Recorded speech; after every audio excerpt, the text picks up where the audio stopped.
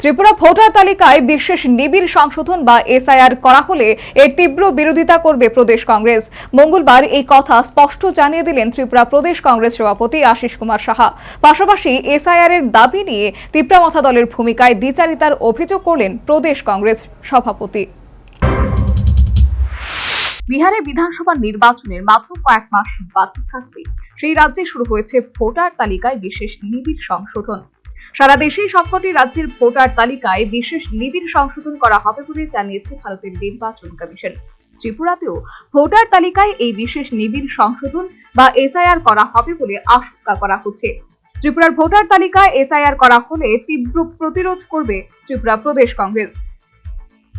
মঙ্গলবার এই কথা জানিয়ে প্রদেশ কংগ্রেস সভাপতি আশিস কুমার সাহা বলেন, নির্বাচন কমিশন ভারত সরকার কর্তৃক প্রদত্ত পরিচয়পত্র অস্বীকার করেছে।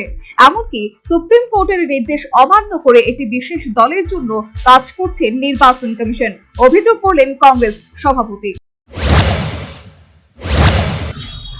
নির্বাচন কমিশন নির্বাচক মণ্ডলী তাদের ভারত সরকার প্রদত্ত যে পরিচয়পত্র সেগুলিকে তারা অস্বীকার করছে।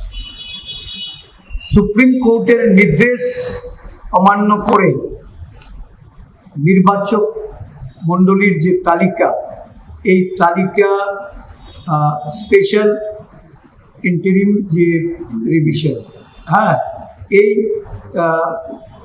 এসআইআর মাধ্যমে দেখা যাচ্ছে যে তাদের নাম একটা রাজনৈতিক দলে তাদের হয়ে এই ইলেকশন কমিশন সেখানে তালিকা থেকে বাদ দেওয়ার জন্য পদক্ষেপ। ত্রিপুরাতেও ভোটার তালিকায় এসআইআর করা হবে বলে আশঙ্কা করা হচ্ছে, কারণ রাজ্য সরকারের শরিক দল তিপ্রামাথা রাজ্যে এসআইআর প্রক্রিয়া চালু করার দাবি করছে। কিন্তু কংগ্রেসের অভিযোগ, এই প্রক্রিয়ায় সবচেয়ে বেশি ক্ষতিগ্রস্ত হবেন দরিদ্র শ্রেণীর মানুষ ও আদিবাসীরা। প্রয়োজনীয় কাগজপত্র না দেখাতে পেরে একসময় নাগরিকত্ব হারাবেন এই অংশের নাগরিকরা।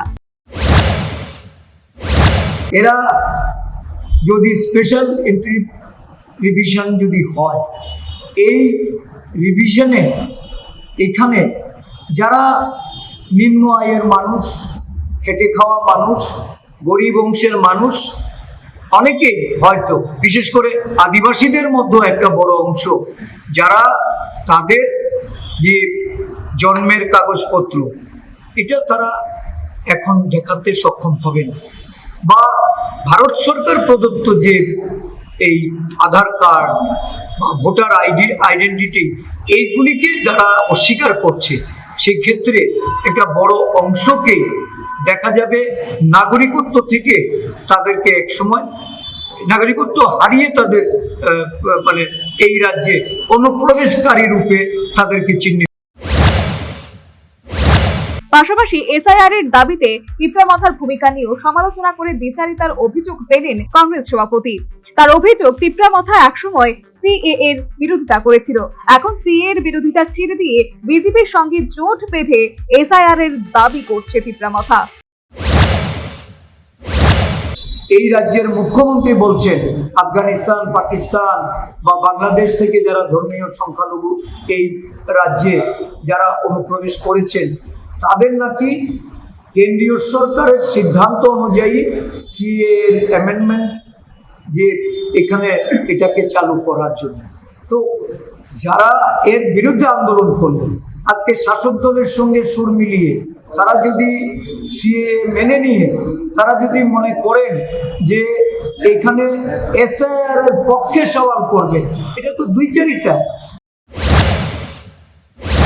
কংগ্রেসের অভিযোগ, এই পদ্ধতিতে বৈধ ভোটাররা তাদের অধিকার হারাবেন, আর এই ক্ষেত্রে একটি বিশেষ রাজনৈতিক গোষ্ঠীর হয়ে কাজ করছে নির্বাচন কমিশন।